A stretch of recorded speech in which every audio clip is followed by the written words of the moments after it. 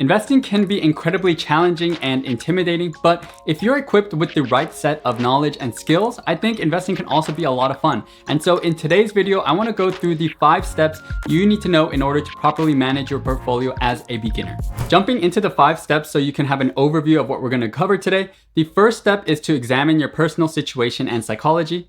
The second is to understand the purpose for each asset class. Third is to construct your portfolio. Fourth is to figure out the different types of accounts and options you have.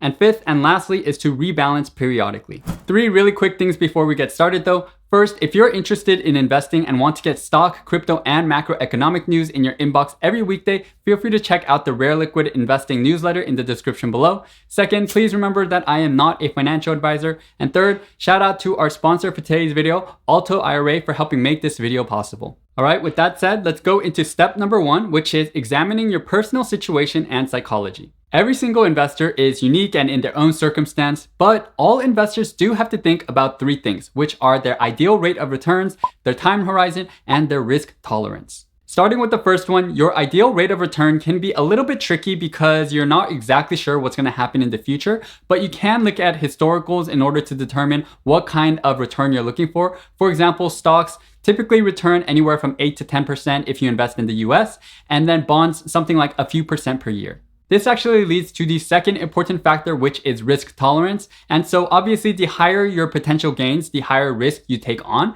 versus if you have lower potential gains, you'll have less variance. And so there are pros and cons to each. Really depends on your own personal preference and situation as to what your risk tolerance should be or what it is. Third and last important factor is your time horizon. And so if you're on the younger side, you can probably afford to take on more risk, versus if you're on the older side, you probably want to take on less because you're going to be taking out that money for retirement. And so what is your time horizon? That's the third important thing you need to think about. Now, as you could probably tell, all 3 of these factors are very intertwined, and they're very important when you're trying to figure out how to construct your portfolio or what kind of portfolio you want to make.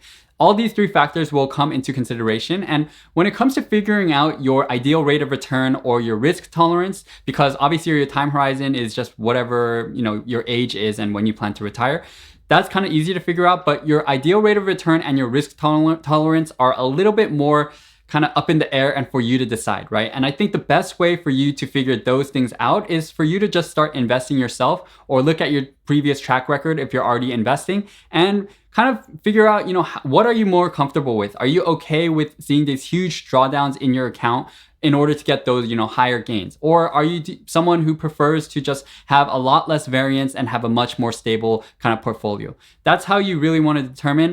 Look at your past history, or if you don't have one, just start investing kind of as soon as you can to figure it out. That actually leads us now to step 2, which is to understand the purpose for each asset class. Now, for the purpose of today's video, I'm only going to be covering 3 different asset classes, which are bonds, stocks, and crypto. But obviously there are a lot of different asset classes in the world, but today's just a beginner's video, so I'm only going to be focusing on those 3. Starting off with bonds, I think this is probably the most misunderstood asset class by people who are younger. And even for myself, it's only until recently that I really kind of understood why they're so important in a portfolio. A fun fact for you is that a lot of people know that the stock market is huge, but the bond market is actually even larger, which I don't think a lot of people know. But anyway, the reason the bond allocation to your portfolio is so important is basically because you can think of it in a sense as cash that's earning a higher yield. So bonds are usually backed by a corporation or government, and you usually earn interest payments every year, usually in the low single-digit percentage points. And the reason they're so important is that especially during downturns, whenever your entire portfolio is going down, your bond market or your bond allocation usually stays somewhat flat or is like slowly growing. And so that's really important because let's say you had $100 and 40% was in bonds, 60% in equities, and your equities, your $60 came down a lot in value. So it went down to $30. But you still have $40 left in terms of bonds, right? And you need to rebalance your portfolio to get that 60-40% in terms of 60% stocks, 40% bonds. Now you have this $40 you can use in order to reinvest back into the stock market. And that's why bonds are so important. You can kind of think of them as having a lot of cash in your portfolio, just ready for you to reinvest back into the stock market when you need to reinvest and kind of rebalance your portfolio whenever there's a huge market downturn. So it provides a pretty good kind of backstop to a bear market. The second important asset class are stocks, which typically provide an 8 to 10% return per year if you invest in the overall US market.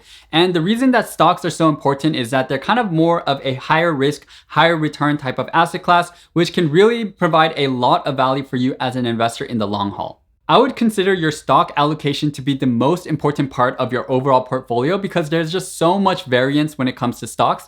You can have larger ETFs that represent overall markets. You can have blue chip, individual company stocks that might provide you a dividend with stable cash flow, and they may not vary as much, but there's still a huge possibility that they come down a lot if one of the companies, like let's say it was IBM in the past, just gets overtaken by superior companies. And then you have more large cap, mid cap, small cap stocks, growth stocks, value stocks, all of these which provide different rates of return. So really, if you want to focus on anything in your portfolio, I would say that the stock allocation is the most important. Third and last asset class is crypto, which I know not everyone is a fan of, and it doesn't have to be a part of everyone's portfolio, but I do think it's going to become an increasingly important asset class in the world, especially if you're in your teens, 20s, and 30s, because there's just so much potential for crypto if it's a part of your portfolio to give you outsized returns, even if you have just a small allocation. And so that's why I think it's an important asset class to not just shrug off, but kind of be at least paying attention to, and maybe provide a small allocation to if you start to believe in it, or if you don't, then totally don't need to have any crypto in your portfolio at all. Now, on the topic of crypto, before moving on to step 3 of how to construct your portfolio, I wanted to tell you guys about Alto IRA, which is a platform I've been using to invest my Roth IRA into crypto and grow my crypto tax-free.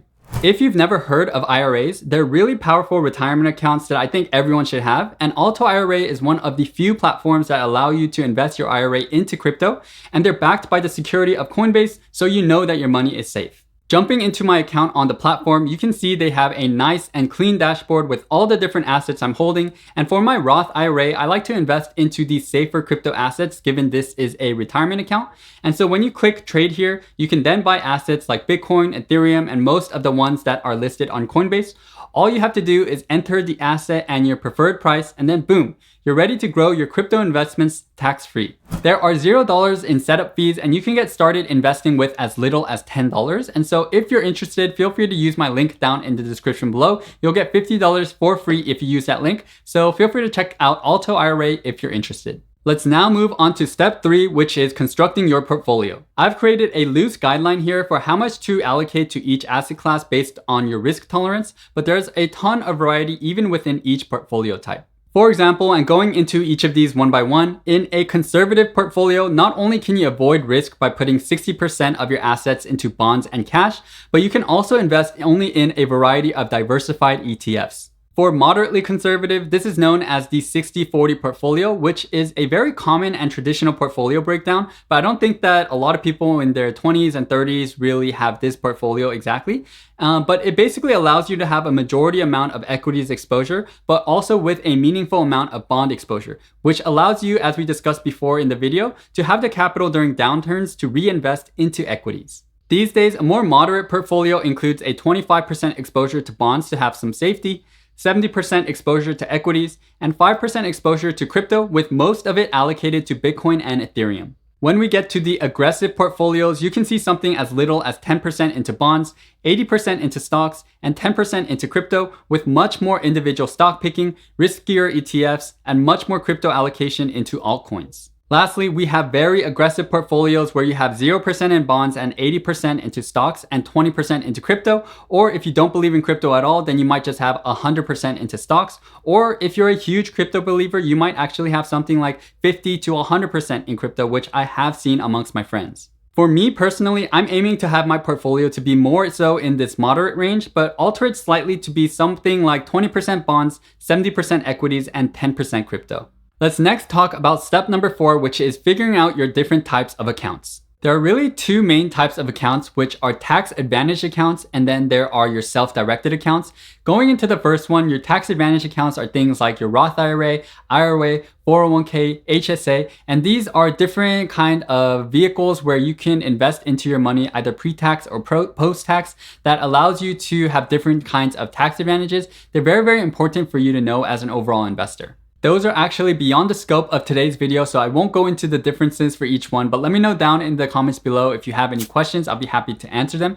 But the second type of accounts, pretty obvious, I guess, is your self-directed accounts, which are things like your TD Ameritrade, Charles Schwab, Robinhood, Vanguard, where you're actually just investing your money by yourself and kind of directing where all your assets are going into. One small nuance I would add to all of this is that you want to figure out whether you want to be more of a passive investor or an active investor with these accounts, right? So for your retirement accounts, usually it's easier to be more of a passive investor where some of your income every 2 weeks or month just gets inputted into the market and you don't really have to think about it, versus more of these self-directed accounts. You can also set up these kind of like recurring buys, but it's a little bit more hands-on work for you. And you can also do a hybrid. So for example, for me personally, I have a 401k and an IRA. For the Roth IRA that I have, I use Alto in order to kind of just self-directly kind of invest my money. But for my 401k, that's kind of just doing its own thing, rebalancing by itself. And then I also have TD Ameritrade where I invest in individual stocks. And then I have separate exchanges where I manage my crypto. But I also have a recurring buy crypto account where every single week I invest into the crypto markets without having to think about it. So I really have a lot of different accounts. And I think what's important and the main key takeaway is that you want to have all these accounts kind of listed somewhere in like an Excel sheet, or you want to keep track of everything basically, and kind of see where all your allocations are when you're looking at your portfolio, or what your allocations are when you're looking at your overall portfolio across all these different accounts. You should ideally be rebalancing them based on your risk tolerance and based on what we discussed in step 3 earlier. That's a good segue actually into step number 5, which is rebalancing periodically.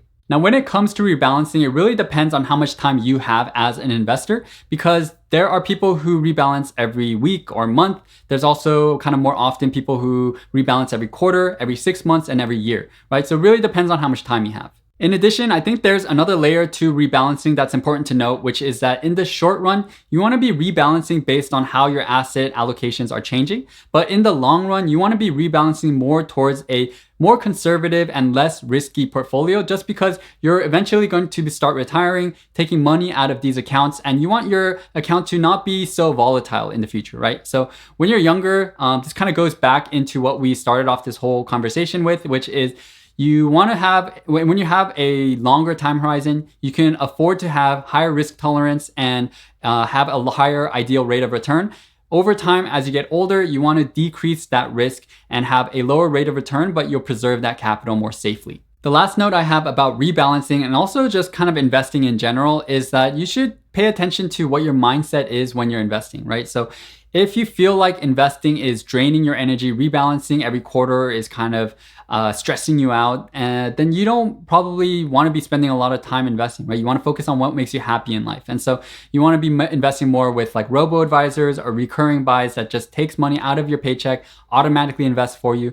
But if you find investing fun and it gives you energy and invigorates you, then, you know, all the power to you. Then rebalance however often as you want. I think there's a lot of kind of like lessons to be gained from investing, and I think it can be a lot of fun. And so that's also, I guess, kind of the purpose of this whole video, to kind of help equip you with the right kind of knowledge and tools that you need to know in order to become a good investor yourself. And let me know in the comments, as I kind of mentioned earlier, if you have any questions. Happy to answer any that come through. There's a lot that I didn't cover in today's video because this is more of a beginner's video, but I hope you all found this helpful. Wanted to give you guys another reminder, if you want to get an investing newsletter that covers stocks, crypto, and macroeconomic news, feel free to check out the Rare Liquid newsletter down in the description. I also have a Patreon if you want to kind of be a part of the Rare Liquid community, get access to my buy-sell alerts and my overall portfolios.